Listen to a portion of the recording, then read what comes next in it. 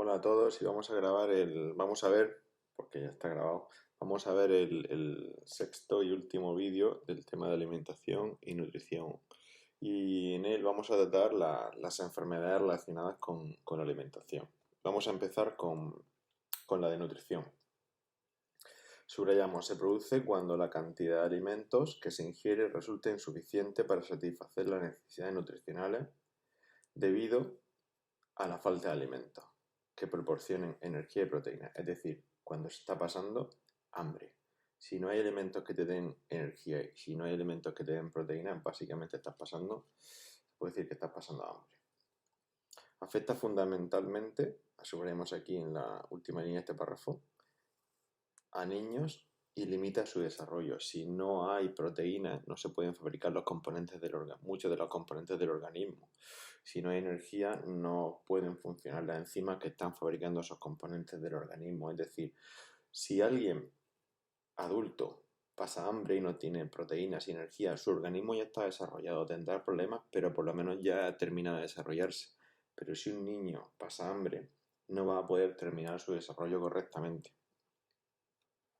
Aquí tenéis un ejemplo de niños con desnutrición. Y algunos en clase me preguntabais, pero ¿cómo es que estos niños tienen esta barriga si están desnutridos? Parece que han comido muchísimo. No, mirad. Lo que pasa es que como no pueden fabricar bien, no tienen proteínas suficientes y para que los músculos funcionen correctamente deben tener proteínas que los formen. Estos niños casi no tienen musculatura abdominal. Si os ponéis de pie o si os levantáis de la silla y os ponéis la mano en el abdomen, veréis que se tensa la musculatura y cuando estás de pie, la musculatura del abdomen más o menos está tensa. Sabéis que podéis soltar la musculatura y sacar barriga, lo que vamos a sacar panza. Eso podemos hacerlo cuando relajamos la musculatura del abdomen, porque si la tenemos contraída, nosotros esta barriga no la tenemos. Es que estos niños no tienen musculatura casi abdominal, no tienen proteínas para fabricar sus músculos. Por eso su intestino se expande hacia afuera y hace que aparezca esta barriga, pero es simplemente su barriga y su intestino expandiéndose lo más posible, porque no pueden contenerlo. Mirad la diferencia con el de abajo. Este también tiene una barriga, ¿de acuerdo? Pero mirad el pecho que tiene. Aquí no se notan las costillas. Mirad a este niño o mirad a este, que se le notan perfectamente sus costillas. Eso es síntoma de que obesidad, esta barriguita no es por obesidad, es por falta de musculatura. Que es algo muy triste que esos niños estén pasando hambre. Pero bueno, seguimos.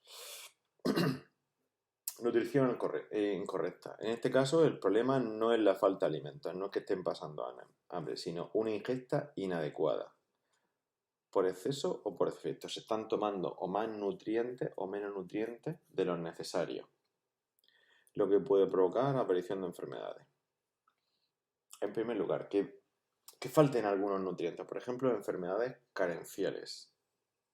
La carencia de algo es la falta de algo. Subrayamos aquí, producida por la falta de nutrientes esenciales como vitaminas, aminoácidos, sales minerales. Y ejemplos de esas enfermedades, el beriberi, el escorbuto, la pelagra. Esta es una enfermedad relacionada con el sistema nervioso, con piel, dientes, hemorragia. Esta está relacionada con la piel, ¿vale? Y son por faltas de vitaminas. Como dice aquí, se deben a la carencia de determinadas vitaminas. Subrayamos esto. Algunos tipos de anemias se deben al déficit de hierro o el bocio se debe a un aporte insuficiente de yodo. Se inflama muchísimo en las glándulas tiroideas que están en el cuello. La persona tiene el cuello muy, muy ensanchado y tiene un metabolismo lento. La persona está como cansada debido a la falta de yodo. La anemia consiste en que faltan glóbulos rojos por falta de hierro y entonces la persona también va muy cansada porque no puede distribuir bien el oxígeno. Recordad que los glóbulos rojos, si no ya lo veremos, son los que llevan oxígeno a todas las células. Si no hay hierro para que esos glóbulos rojos se fabriquen, para que se fabrique la hemoglobina, no se puede llevar oxígeno a todas las células. Así que si falta hierro, anemia. Otra enfermedad por nutrición incorrecta. Aquí faltaban cosas, en esta van a sobrar. Por ejemplo, en la obesidad. se ingiere mayor cantidad de alimentos energéticos de lo necesario. Recordad que los alimentos energéticos son aquellos que llevan glúcidos o lípidos en grandes cantidades. Estos se acumulan en el organismo en forma de grasa. El consumo excesivo de alimentos ricos en grasas saturadas y azúcar, junto con otros factores genéticos y sociales. Genéticos es la predisposición que tienen algunas personas para engordar, y sociales es pues que a lo mejor vive está en un ambiente, vive en una familia o en un país donde el tipo de alimentación está cargada de grasa saturada y azúcares. Pongamos, por ejemplo, un país donde se coman muchísimas hamburguesas, perritos calientes con muchas salsas. Pues eso sería un país donde socialmente se consume mucha grasa saturada y azúcar. Vale, pues es causa de obesidad. Las personas obesas tienen mayor riesgo de padecer ciertas enfermedades, por ejemplo, cardiopatías. Cardiopatías se refiere a problemas de corazón. El cardio se refiere a corazón. O hemorragias cerebrales, por lo que vimos de la acúmulo de colesterol y la rotura de vasos sanguíneos. Así como trastornos metabólicos o psíquicos. ¿Vale? Trastornos psíquicos puede ser, por ejemplo, que la persona, por el hecho de estar gorda, desee estar delgada y quiere hacerlo muy rápido y hacerlo mal. Enfermedades que veremos después como anorexia y bulimia. La obesidad a veces puede terminar en estas enfermedades, anorexia y bulimia. Vamos con otro tipo de nutrición incorrecta que puede derivar en esta enfermedad, diabetes tipo 2, también llamada la diabetes del adulto. Consiste en una incapacidad para controlar el nivel de glucosa, aquí pone azúcar, pero ponemos glucosa en sangre, es decir, para controlar la glucemia. Mira, ponéis aquí, glucemia, nivel de azúcar en sangre. Todos tenemos un nivel de azúcar en sangre, esa es nuestra glucemia. Pues las personas que tienen diabetes tipo 2 no pueden controlar el nivel de glucemia y normalmente la tienen muy alta, tienen mucha glucosa en sangre. La insulina es la hormona responsable de la retirada del exceso de glucosa en la sangre, facilitando su almacenamiento en el interior de las células. Os lo explico con un dibujito. Mirad. Por nuestro vaso sanguíneo va la glucosa, lo pongo como una G. Aquí están las células que bordean los vasos sanguíneos. Y la sangre va distribuyendo la glucosa a todo el organismo. Si hay muchísima glucosa, si se acumula muchísimo, llega una hormona que se llama insulina, llega y le va diciendo a estas células que cojan la glucosa y la metan para adentro. Y así la cantidad de glucosa baja. Aquí hay, pero no hay tanta. Eso lo hace la hormona insulina. ¿Qué ocurre si esta hormona se fabrica mal, no se fabrica o estas células no la reconocen? Que va a haber grandes cantidades de glucosa en sangre. ¿Y qué pasa si hay grandes cantidades de glucosa en sangre? ¿Qué pasa si no se retira y comienza a haber mucha glucosa en sangre?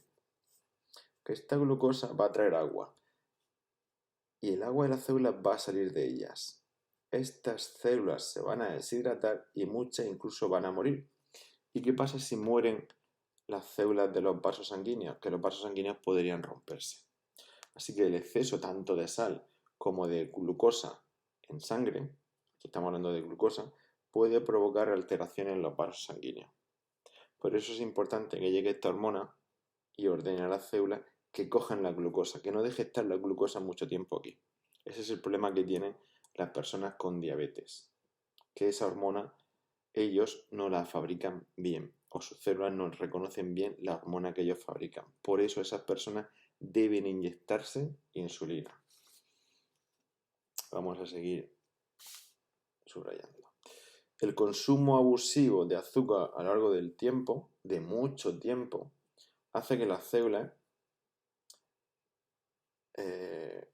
dejen de ser sensibles a la insulina. ¿Vale? Su respuesta dejen de ser sensibles a ella, se refiere a la insulina. Como consecuencia se produce hiperglucemia. Es decir, nivel alto de azúcar en sangre. A ver, ¿qué es una hiperglucemia? La hiperglucemia podemos tenerla todos cuando tomamos azúcares. Si yo me tomo un bollo o me tomo algo dulce, voy a tener seguro una hiperglucemia media hora después, pero segrego insulina y me quita ese azúcar. O sea, hiperglucemia no es malo. Lo que es malo es tener hiperglucemia continuamente.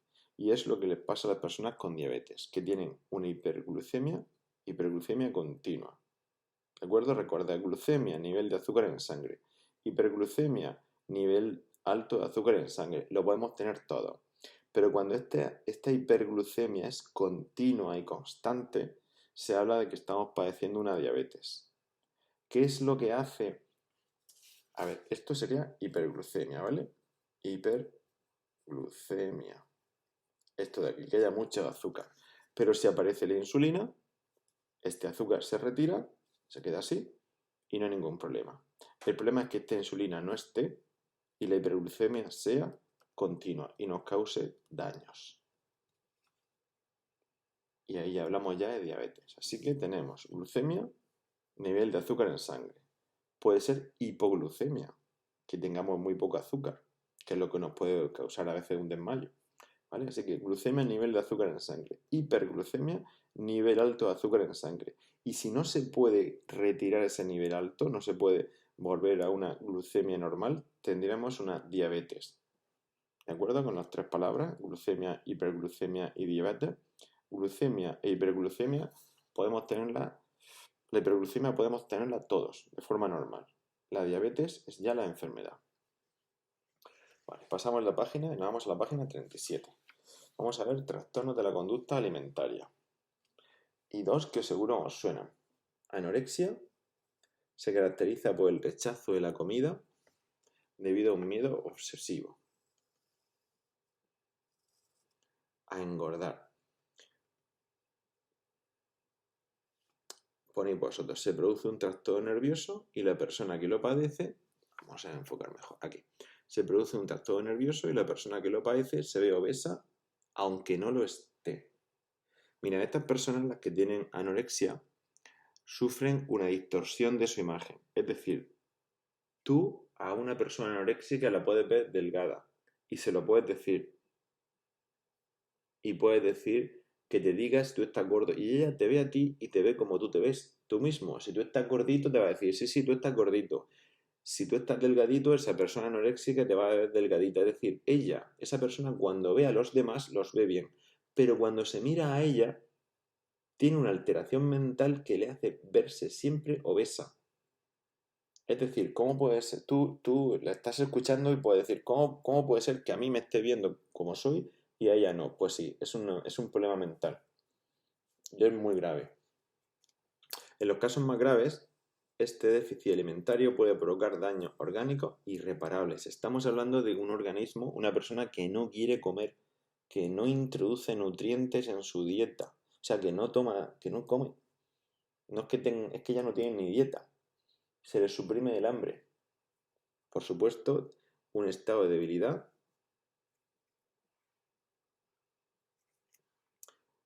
y, como he puesto aquí, y la muerte. El final de una persona anoréxica, si no se la trata, es morirse porque no comen. ¿Cuál es el tratamiento de las personas con anorexia? Pues mirad, se les quita literalmente su vida. ¿A qué me refiero con quitarles su vida? Pues que se les aparta de su familia. Se les quita el móvil, se les quita televisión, sus libros, se les quita todo. Se les encierra en una habitación si no quieren comer y se les dice que o comen o no tienen nada más. Claro, esas personas lo único que no quieren es comer, porque todo demás sí, quieren su familia, quieren su móvil y hablar con sus amigos, quieren salir de fiesta, quieren hacer una vida normal, pero sin comer porque se sienten obesos. A esas personas al final, con ese tratamiento tan duro y tan drástico, terminan comiendo. Y se les enseña que si quieren vivir tienen que comer. Hay a veces que se curan, cuando se pillan las primeras fases, se cura y esas personas dejan de ser anoréxicas, otras veces ya es crónico, si tarda mucho tiempo en verse. Y aquí tenéis que trabajar vosotros porque si detectáis en amigos vuestros que se deja cuando salís a comer por ahí, ahora no que estamos en pandemia, pero cuando podamos volver a salir a comer, si detectáis que come muy poquito, que siempre se pide una ensalada, que a veces después de comer, como veremos en la bulimia, a veces también pasa aquí, se van al aseo y debéis seguirlos porque a veces lo que van es a vomitar. Si detectáis esas cosas, debéis hablar con sus padres, con el profesor, con algún adulto, para intentar atajarlo. Sobre todo con sus padres. Si no os atrevéis a ver a sus padres, a hablar con uno de sus hermanos mayores, con un profesor, con quien sea. Pero que la información llegue a sus padres y sus padres puedan tomar las medidas que deban. Y eso no es chivarse de un amigo o de una amiga. Chivarse es cuando quieres hacerle daño. Si esto lo haces porque quieres a tu amigo o tu amiga y no quieres que llegue a estas situaciones de anorexia, eso es un bien que le estás haciendo. Vamos con el siguiente, con bulimia. Se caracteriza por la ingesta excesiva y compulsiva, es decir, muy rápido. Se caracteriza por comer mucho y muy rápido de alimentos en periodos muy cortos de tiempo. Y enseguida se arrepiente, seguida de episodios de arrepentimiento, en los que se provoca la eliminación de lo ingerido mediante el vómito o el uso de laxantes. Un laxante es una sustancia que hace que el alimento, que aquí lo ya veremos, circule muy rápido por el intestino. Es decir, que se produzca la salida rápida de la heces.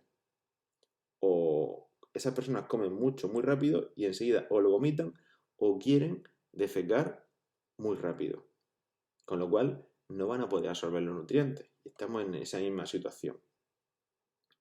La diferencia, aquí no quieren comer y aquí en la bulimia sí y además comen muchísimo muy rápido. Pero aquí se arrepienten y enseguida quieren eliminarlo todo. Las dos muy peligrosas.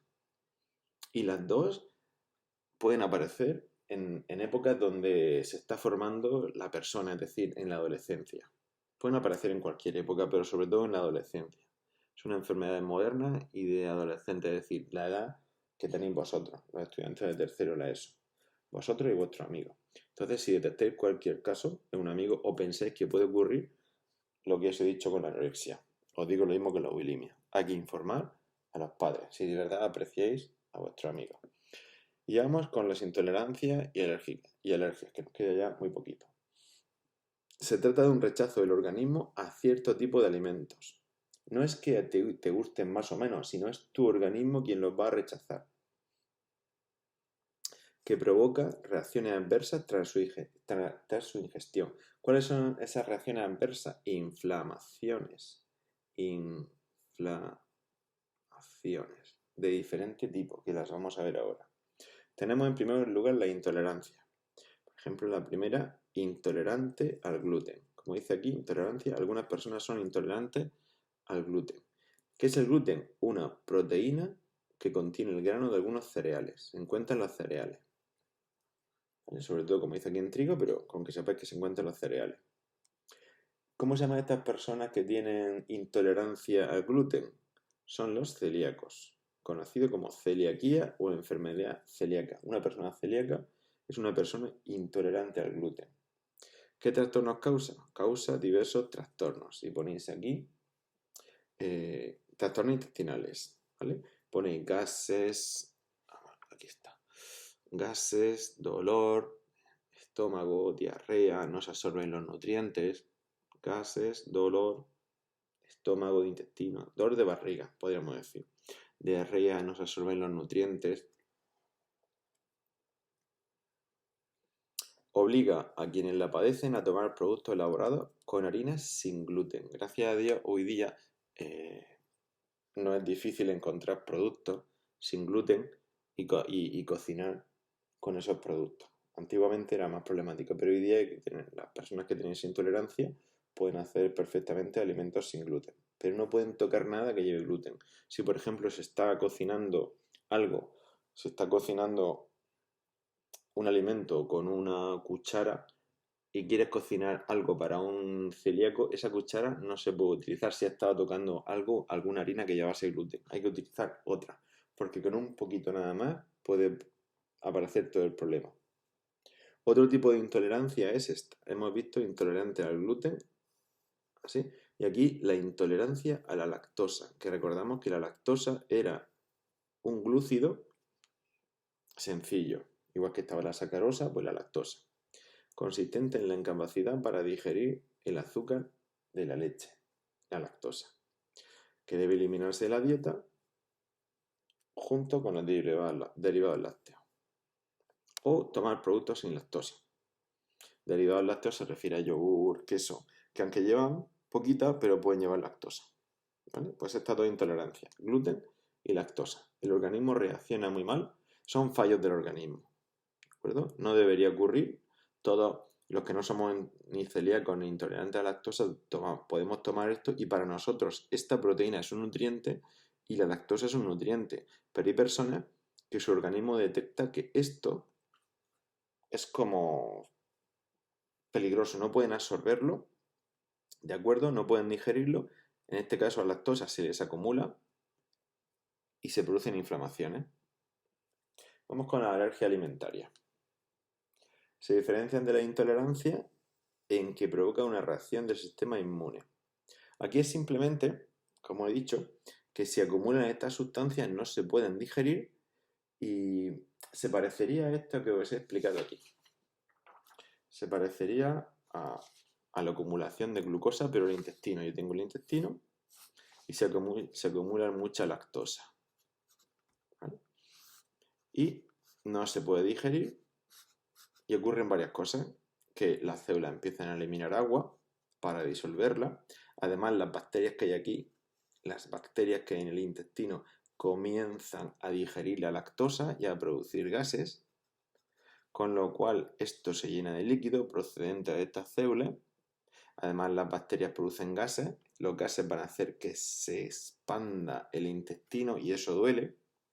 Y todo porque se está acumulando lactosa, o todo porque se está acumulando el gluten, ¿de acuerdo? Simplemente no se puede digerir, no se puede absorber, y entonces produce que el agua salga, que las bacterias lo digieren y produzcan gases, ¿vale? Como he dicho ya varias veces, os lo he repetido.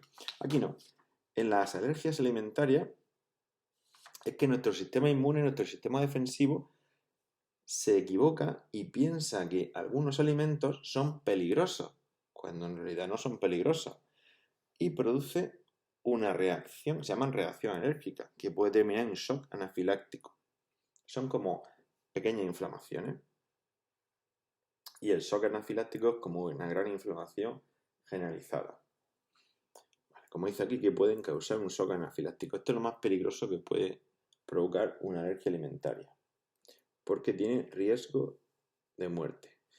Pueden causarla en muchísimos alimentos: leche, huevo, mariscos, frutos secos, en fin, el alimento que queráis. Ante la sospecha de una alergia alimentaria es imprescindible realizar pruebas para identificar alimentos que la producen, retirarlos de la dieta y prever las posibles actuaciones en caso de ingesta accidental. ¿Qué significa retirarlos? Que esas personas ya no deben tomar ese alimento si empiezan a ver que es alérgico. ¿Cómo se hacen las pruebas? Se hacen unos pinchacitos en el brazo y se le ponen pequeñas cantidades de diversos alimentos muy diluidos. Y si se inflama esos pinchacitos, si se inflaman a los pocos minutos, se puede saber si esa persona es alérgica o no. ¿Qué ocurre? ¿Por qué hay que prever las posibles actuaciones en caso de ingesta accidental? Porque si esa persona tomase esos alimentos, se produciría una inflamación generalizada y podría darse un shock anafiláctico. Lo tenéis aquí, la definición de shock anafiláctico. Se podría ahogar. Esa persona se inflama muchísimo la garganta, no le entra el aire y se pueden ahogar. ¿Qué hay que hacer en esos casos?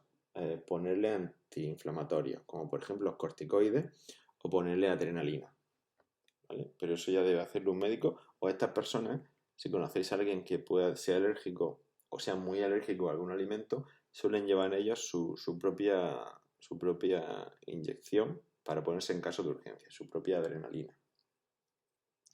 Y vamos a terminar ya con las intoxicaciones. La contaminación de un alimento o su manipulación incorrecta, que caiga algo que no debe de llevar el alimento, o que al tocar el alimento o dejarlo en un sitio se contamine, entren en él sustancias que no deben estar en él, puede causar intoxicaciones alimentarias que pueden ser muy graves. Un ejemplo, la salmonelosis, producida por una bacteria que se llama salmonela, por eso la enfermedad de salmonelosis, se asocia fundamentalmente al consumo de alimentos que contienen huevo crudo, por ejemplo la mayonesa. De hecho, Los restaurantes ya no pueden fabricar mayonesa, la tienen que comprar a empresas que se encargan de hacerla con muchas medidas de seguridad. Otra, hemos visto salmonelosis. Vamos a ver dos enfermedades, salmonelosis y botulismo. El botulismo es una enfermedad que puede aparecer tras la ingestión de alimentos mal conservados. ¿Vale? Está producido por una toxina que se llama toxina, ponéis aquí, producido por la toxina botulínica, el botulismo.